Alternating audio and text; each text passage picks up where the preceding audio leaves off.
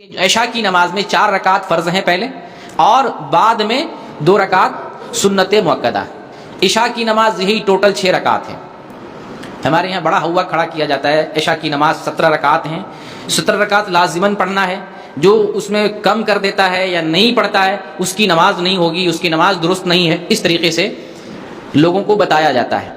اب جس بندے کو جلدی سونا ہو، جس بندے کو ڈیوٹی جانا ہو، جس بندے کو کام ہو، جس بندے کو کوئی عذر لاحق ہو، جسمانی پریشانی ہو، 17 رکعت سوچ کے کتنی نماز پڑھنے والا بندہ کبھی کبھی چھوڑ دیتا ہے، عشاء کی نماز نہیں پڑھتا ہے، یہ 17 رکعت پڑھتے پڑھتے تو تب تک ہمارا جو ہے فلاں یہ ہو جائے گا، یہ چیز چھوٹ جائے گی، وہ چیز چھوٹ جائے گی، جبکہ ہمیں حدیث سے معلوم ہو رہا ہے کہ عشاء کی نماز کی ٹوٹل رکعت 6 رکعت ہیں، 4 فرض ہے اور بعد میں 2 رکعت سنت۔ دلیل کیا ہے؟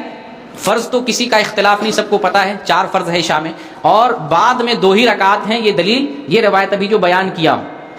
یہ روایت سیدہ عائشہ رضی اللہ تعالیٰ عنہ سے مروی ہے، جن میں 12 رکعت سنت مؤکدہ کا بیان ہے۔ حدیث ہے بخاری 1140 نمبر کی، ٹھیک ہے، 1140 نمبر کی حدیث، اس میں بیان کیا گیا سنت مؤکدہ کب کب کتنی ہے۔ اور پھر اس کے علاوہ ایک اور حدیث ہے جو بخاری میں ہے 937 نمبر کی، ابن عمر رضی اللہ عنہما بیان کرتے ہیں ان رسول اللہ صلی اللہ علیہ وسلم کان یصلی قبل الظہر رکعتین وبعدها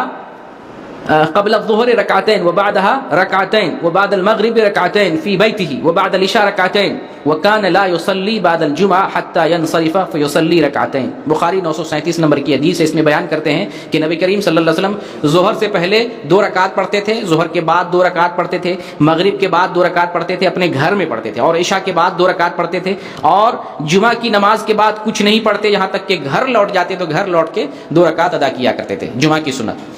تو اس حدیث میں نبی کریم صلی اللہ علیہ وسلم کا عمل بیان ہوا، اور پہلے والی حدیث میں قول بیان کیا جا رہا ہے کہ جو 12 رکعت سنت پر مواظبت کرے جنت میں اس کے لیے گھر بنایا جائے گا، اور یہ نبی کریم صلی اللہ علیہ وسلم کا عمل بیان کیا جا رہا ہے کہ آپ ظہر سے پہلے 2 پڑھتے تھے، پھر بعد میں 2 پڑھتے تھے۔ تو اس حدیث سے یہ بھی معلوم ہوتا ہے کہ اگر کوئی ظہر سے پہلے 2 بھی پڑھ لے تو بھی چل جائے گا، اور ظہر سے پہلے 4 پڑھے تو اچھی بات، افضل ہے،